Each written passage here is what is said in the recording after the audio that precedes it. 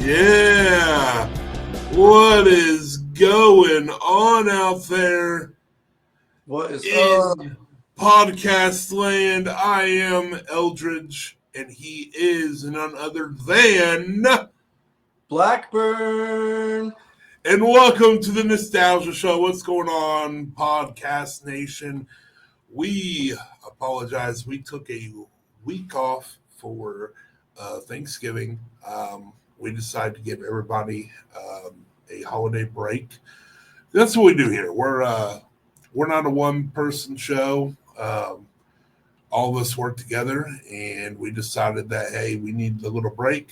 And with that being said, James, how was your Thanksgiving, buddy? My Thanksgiving was great, man. Got some food, got some turkey, some ham. I'm thankful. Yeah, didn't tell your friend that you were in town until, well, It was last second. until you were already here. I'm sorry, it was last second, but Well, I enjoyed Thanksgiving. We had ours, as you know, on Monday. My sister just moved into her new house, so we had it there this year. Beautiful home. They worked. Her and her husband worked really hard. Super proud of her and him. But we went there Monday. Then Thursday, I decided to go to Golden Corral. And the reason I know that James was in town, I called him and said, "Hey, what are you doing today?" He's like, "Oh, I'm in town." I'm like, "Oh, do you want to meet up and go eat?" "Oh, I'm already eating." I'm sorry, buddy. My mom wasn't thinking that she was going to be able to cook this year. And then she was feeling a little bit better because she was feeling sick because there's like a bunch of sickness going on. I'm actually sick myself right now. Yeah. But I'm still here doing the thing because I appreciate all of you who support us and we want to get content. We love you guys. We love you guys. And she decided she was gonna do the thing. So she got up and started cooking away early that morning and let me know. So I just came down real quick. Yeah, didn't tell his best friend. Sorry. I'm sorry. But so, as you can see behind us, the overlay, which amazing job by ATB. He made this. He made this for us this week, and let me tell you, this is just absolutely incredible. James, I kind of wondered, do you all have like a thing for each other? What is this right here? We got mad love. Mad love, baby. But yes, as you can see, we are covering the Lost Boys. That is right. We are covering the Lost Boys. One of those vampire movies that everyone really goes to when they want to watch a good vampire movie, not like Twilight when they glitter in the sun. Exactly. It's a Nosferatu style. Yes. Where the bad guy is the vampire, which is how it should be. Yes. Now speaking of Nosferatu, have you seen the commercial for that? Yes, it looks great. Dude. I'm super hyped. Like, we have been waiting 4 years for this movie. 4 years. We've been waiting for this movie. They've been talking about it for 40 years. They finally are letting it come out. I'm so excited. But like we said, it is kind of that type of movie. And it opens up, they're at a carnival on the pier. And you're just like, oh, it's going to be one of those weird movies. Yep. But no, security guard gets bitten. Yeah, he gets destroyed. Pretty much. He pretty much gets destroyed. It was like Goldberg versus Bret Hart. Sorry, Tanner.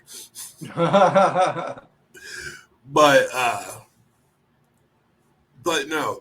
So the family moves in, and let me tell you, this cast was perfect. Absolutely perfect. Oh, yes. Down to the last toadstool, it was absolutely done right.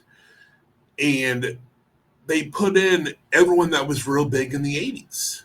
Yep. You had the two Coreys that really transcended films of that time.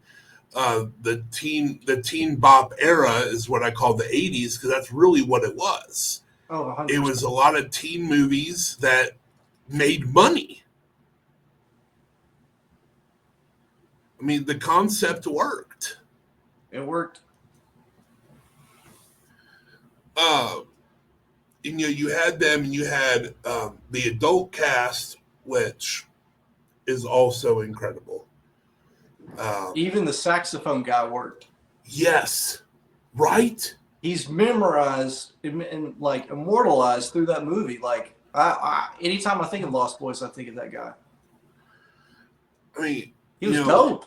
He could really play the saxophone. He was great. Yeah, and here's the thing. The thing about it is, there's a reason that they never really made a sequel, because they know they couldn't. Yeah, you shouldn't. And someone tried, and they epically failed. I don't remember the sequels being as bad as they are. Oh yeah, they're bad. I know that both Coreys were supposed to be in the first sequel, and I thought that would have been great. But as we know, Corey Haim, he passed away before production started. They were both trying to pitch the sequel for a really long time. Yeah. They wanted to have a majority control over it, which I would have been okay with, because they actually probably would have went with how it was designed in the first place. Yeah. So it's a shame we didn't really get to see both of their visions.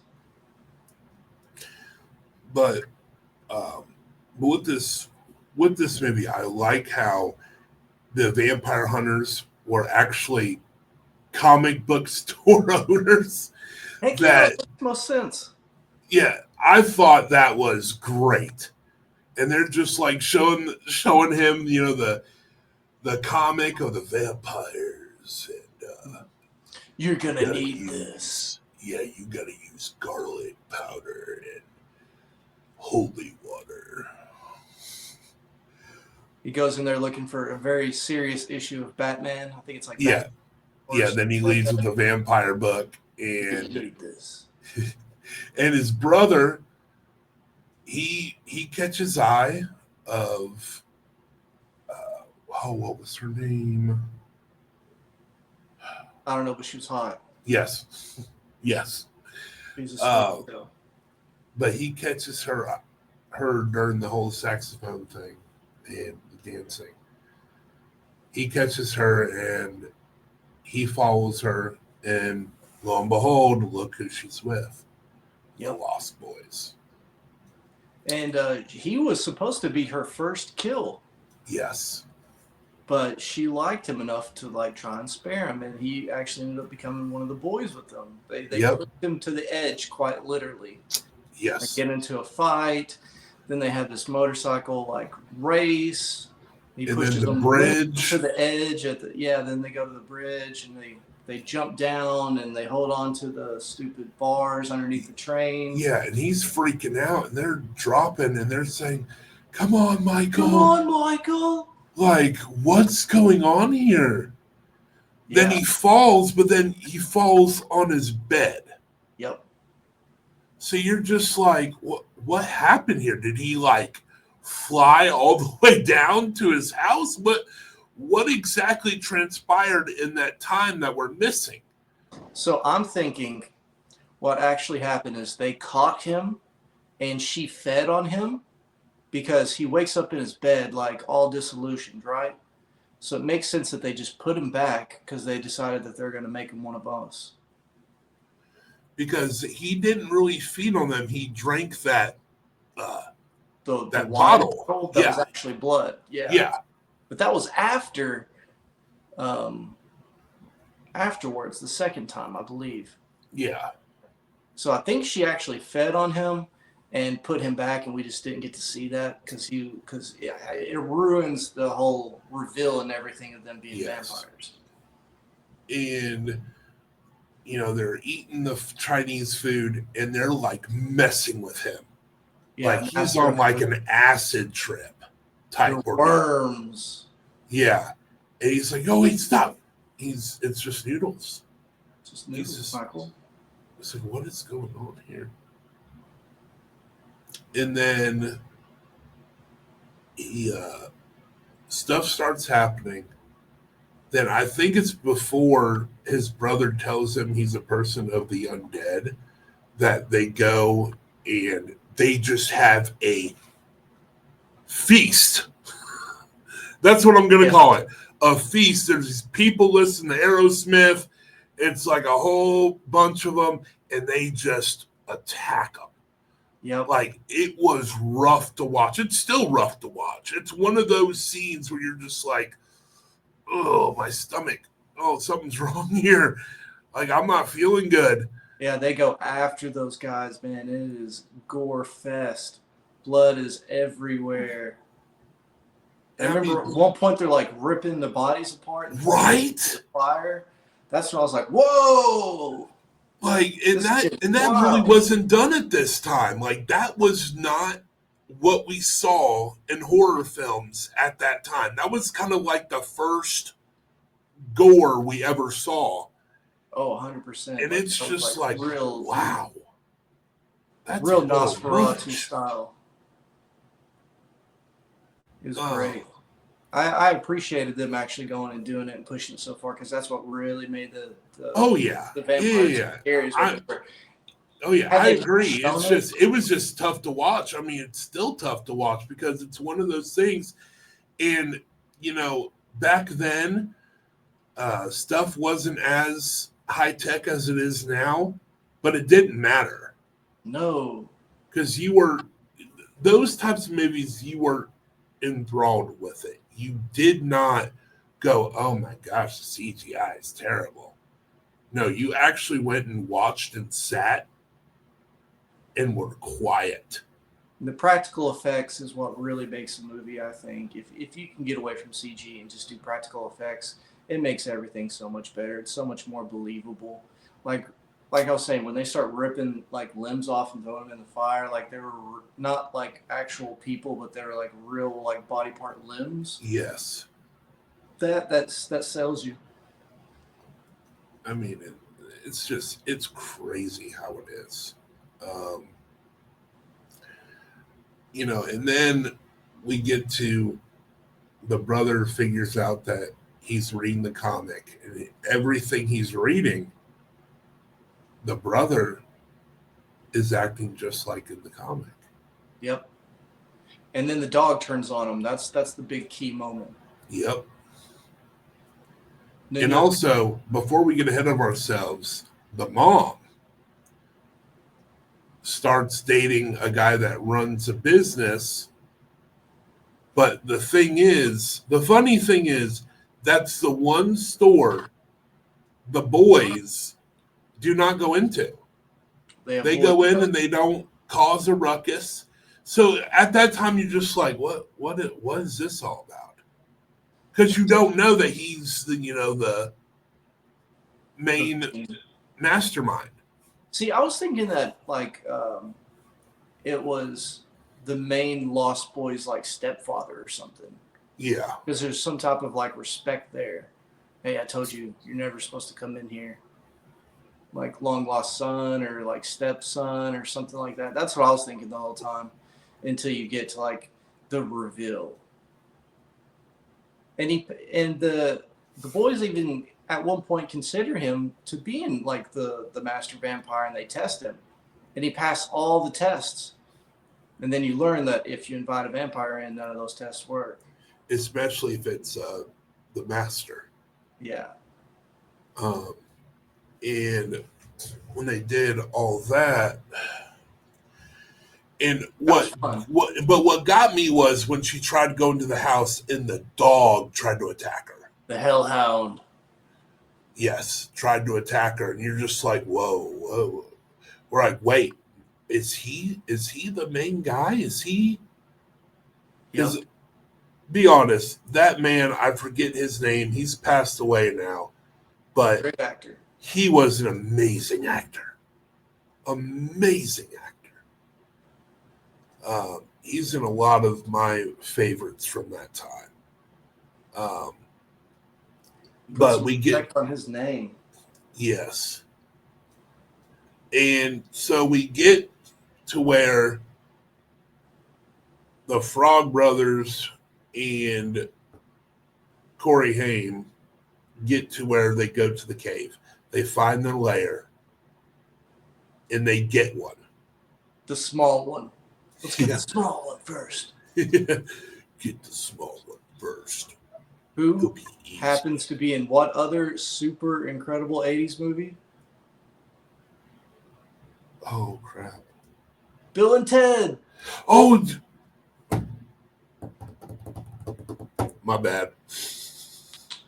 Yep, Bill and Well, Ted. I know he was in it, but I forgot he's the vampire that got the first axe. He got. Yeah. And like and once it hits him and then stuff goes on their faces like and then you wake up, the other vampires are like, "You're dead. You're dead." And I've never seen them run so fast in my life. And then you see the main vampire, David. He's going after him like super hard. But did you see their feet? They had like actual like bat feet. Yeah. And they're like hanging upside down by their bat feet. Yes. Oh, I thought that was so cool. That was incredible. I don't think we've awesome. seen that since. Like, that was absolutely awesome. I loved it. But with all that, and the brother goes back and he finds out that he was supposed to be her first, that we already discussed. She breaks it down. But she loves him. Then they end up, Bow chicka wow wow. Yeah. And let's not forget about little Lanny. Little Lanny. The one that got changed as a child. Yeah, that sucks for him. Yes. I remember, so at night they all make a plan. Here's what we're going to do. They're going to come here tonight. It's going to happen. We got to do something. Holy water and garlic. The bathtub full of holy water and garlic. I thought that was a pretty genius idea. Oh, yeah. And how they got him. Yeah, and there's he goes in the bathroom. He's like, "Yeah, there's nothing you can do." Oh yeah, puts him in. The next, it's just he's burning, and you're just like, "Oh, this is interesting." Yeah, he basically explodes in the water. Yes, and then Michael is fighting who we think is the leader of the entire pack at that time. And then he ends up putting him into the antlers. Yep, David gets speared into the antlers. And then we're thinking, oh, is it over? But it's not, because she hasn't changed and Lanny hasn't changed. Yep. Star. Yeah, Star. Now it hits me. Star. Yep. And I think the brother's name was David. Is that right? David was the main vampire of the Lost Boys, but not the master. Okay. Michael and David. Yeah. Okay. Now it's starting to come back to me. Okay. Now Star is trying to keep Lenny from attacking, because he's trying to attack the boys. The boys are trying to end him, but she's telling him he's just a boy. He hasn't even fed on anybody yet. Yep, he can still change. I think that's part of the lore too. Like you couldn't have fed in order to change back if you killed the master. Yes. So when that happened, Michael's thinking, okay, it's over, but he doesn't feel anything. Then the parent comes in, the mom and the boyfriend, and he checks in as as soon as you see him, since he went into the antlers, we got to see his face, and it was childlike. Didn't have the beard, didn't have the mustache. Hair was done like he was, the day he turned. When that happened, it was like, oh, okay, here's what we knew now. And the guy's checking him. He's like, ashamed. I wanted our families to join together. And the little brother's like, it's you. But how? Silly boy. You invite a vampire in and you think that you become the all-powerful. It doesn't work that way. I still have the power. Then his face changes. And he's trying to get the mom, but the brothers try to get him. The Frog brothers try to get him. He takes them all out. And he has mom, he says, it's so much better if you don't fight. And he goes to try and get her. Then you hear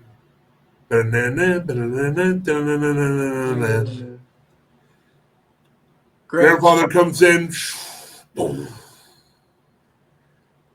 Then at the end, he goes to get something out of the fridge. He goes, there's a few things I hate about this place. And all the damn vampires. Yep.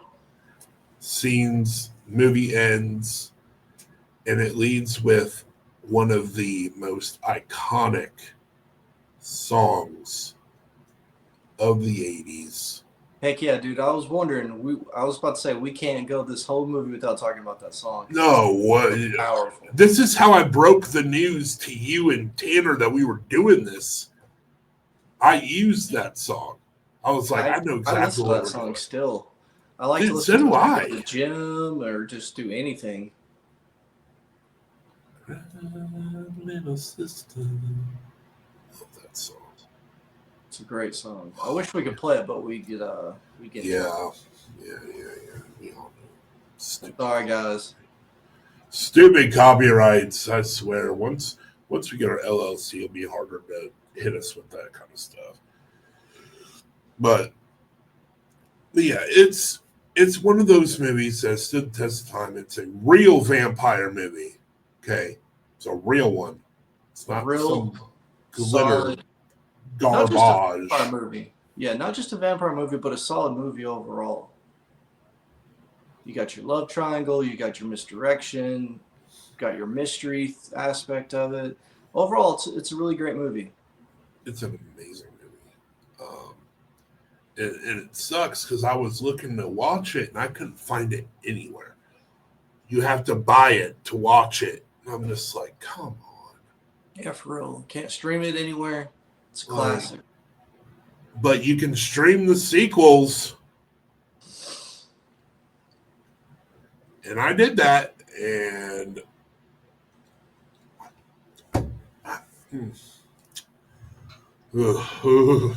so bad. Yeah, I wouldn't even want to disgrace the original by talking about the sequels because they're that bad. But here's the thing. I don't remember them being that bad. Well, you're probably so excited for them to come out, like you had a little bit of a filter of how good that they really are when you watch them. Like how I felt about The Last Jedi till I saw it again. Yeah, exactly. Still makes me mad. But with that being said, ladies and gentlemen, this has been our episode on The Lost Boys. Our next episode, I haven't even told James what our next episode's going to be. I don't even know. I mean, should I tell you now or should I have you wait? I don't know. Let's just wing it. Or no, let's find out with the viewers. Let's all find out together. So I know what it's going to be, but James has no idea. You all have no idea, but you will find out next week. Oh, and before we forget, oh my goodness, they are going to fire us, James. Oh, I hope not.